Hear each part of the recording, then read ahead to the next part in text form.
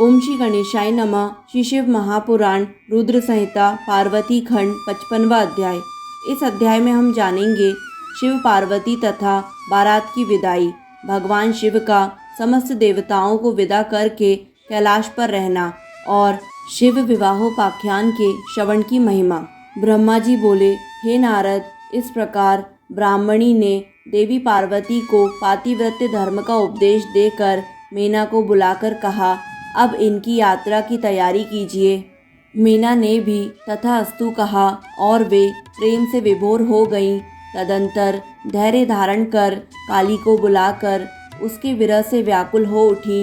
उस समय वे मीना पार्वती को बारंबार गले लगाकर ऊंचे स्वर में रोने लगी और पार्वती भी दीन वचन कहती हुई ऊंचे स्वर से रोने लगी। शोक व्यथित होकर शैलप्रिया मीना और पार्वती मूर्छित हो गईं। पार्वती के रोने के शब्द से सभी देव पत्नियां भी अपनी सुध बुध खो बैठी।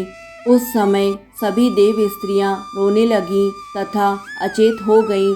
विदा होते हुए स्वयं योगीश्वर भी रो पड़े, तब दूसरों की क्या बात। इसी समय बड़ी शीघ्रता के साथ हिमालय भी अपने सभी पुत्रों, मंत्रियों तथा अन्य ब्राह्मणों के साथ वहां आ पहुँचे। उस समय हिमालय भी पार्वती को गोद में लेकर मोहवश रोने लगे।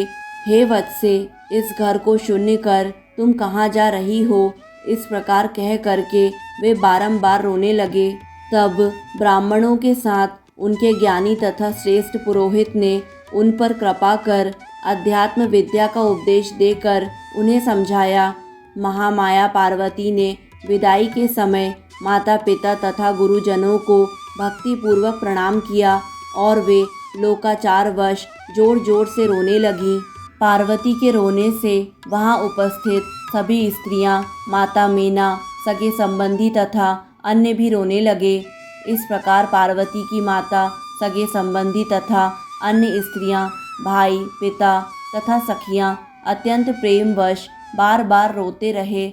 उस समय ब्राह्मणों ने आकर सबको आदर पूर्वक समझाया और कहा कि यात्रा के लिए सुखदायी लग्न वेला आ गई है। तब हिमालय ने मीना को धीरज बंधाया और स्वयं विवेक युक्त होकर पार्वती के चढ़ने के लिए शिविका मंगवाई।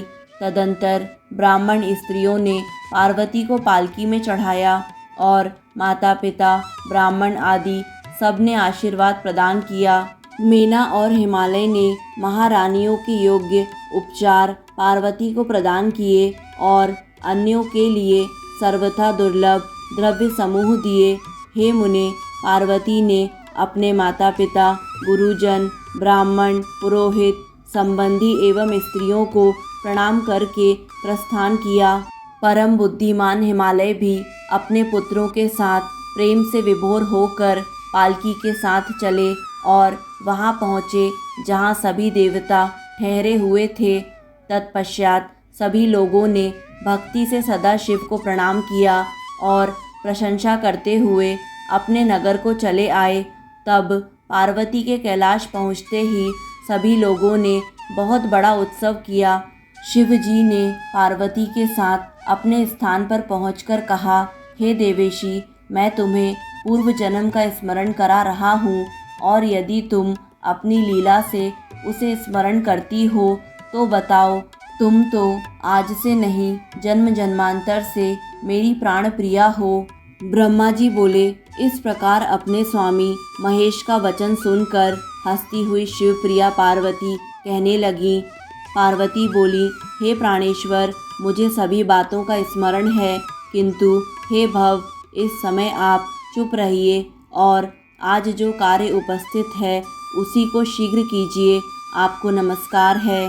ब्रह्मा जी बोले, इस प्रकार प्रिया पार्वती के सैकड़ों सुधा धाराओं के समान वचन को सुनकर विश्वेश्वर प्रसन्न हो गए और लौकिकाचार में संलग्न हो गए।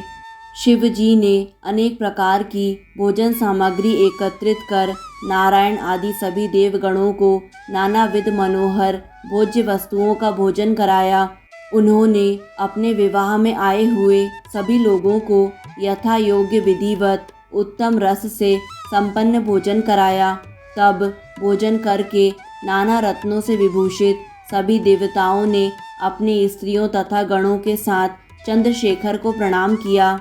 तदंतर उन्होंने प्रिय वचनों द्वारा प्रसन्नतापूर्वक शिव जी की स्तुति करते हुए उनकी परिक्रमा की तथा विवाह की प्रशंसा करते हुए वे सभी अपने अपने स्थानों को चले गए। हे मुने, शिव जी ने मुझे तथा विष्णु जी को उसी प्रकार प्रणाम किया जैसे लोकाचार से विष्णु जी कश्यप को प्रणाम करते हैं। मैंने उन्हें गले लगाकर उनको आशीर्वाद दिया। फिर शंकर को परब्रह्म जानकर उनके आगे खड़े होकर मैंने उनकी स्तुति की। इसके पश्चात मैं तथा विष्णु शिवा एवं शिव जी को हाथ जोड़कर प्रणाम कर विवाह की प्रशंसा करते हुए अपने अपने स्थानों को चले गए। इधर शिव जी भी पार्वती के साथ आनंद विहार करते हुए अपने निवास भूत कैलाश में रहने लगे और उनके सभी गण आनंद पूर्वक प्रेम से शिवा शिव की आराधना करने लगे।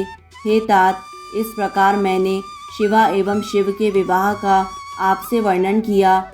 यह विवाह परम मंगलदायक, शोकनाशक, आनंददायक तथा धन एवं आयु की वृद्धि करने वाला है। जो पवित्र होकर शिव जी में मन लगाकर नित्य इस विवाह चरित्र को नियम पूर्वक सुनता है अथवा दूसरों को सुनाता है, वह अवश्य ही शिवलोक को प्राप्त कर लेता है। मेरा कहा हुआ यह आख्यान अद्भुत, मंगल का धाम, सभी विघ्नों का नाश करने वाला, समस्त व्याधियों को दूर करने वाला, यश देने वाला, स्वर्ग देने वाला, आयु प्रदान करने वाला, पुत्र पौत्रों को बढ़ाने वाला, सभी कामनाओं को सिद्ध करने वाला, भोग और मोक्ष देने वाला, अपमृत्यु को दूर करने वाला, महाशांति प्रदान करने वाला, कल्याणकारक, समस्त दुस्वप्नों को शांत करने वाला और बुद्धि ज्ञान आदि की वृद्धि करने वाला है। अपने शुभ की इच्छा रखने वाले लोगों को सभी कल्याणकारक उत्सवों में प्रयत्नपूर्वक प्रेम के साथ शिव को संतुष्ट करने वाले इस आख्यान का पाठ करना चाहिए। विशेष रूप से देवता आदि की प्रतिष्ठा के समय और शिव के सभी कार्यों के प्रारंभ में प्रेम से इस आख्यान का पाठ करना चाहिए।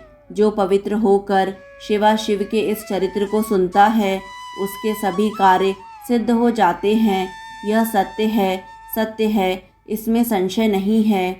इस प्रकार श्री शिव महापुराण के ब्रह्मा नारद संवाद के अंतर्गत द्वितीय रुद्र संहिता के तृतीय पार्वती खंड में शिव कैलाश गमन वर्णन नामक 55वां अध्याय पूर्ण हुआ। दोस्तों, यहाँ द्वितीय रुद्र संहिता का तृतीय पार्वती खंड पूर्ण हुआ। अगली वीडियो से रुद्र संहिता का कुमार खंड प्रारंभ होगा।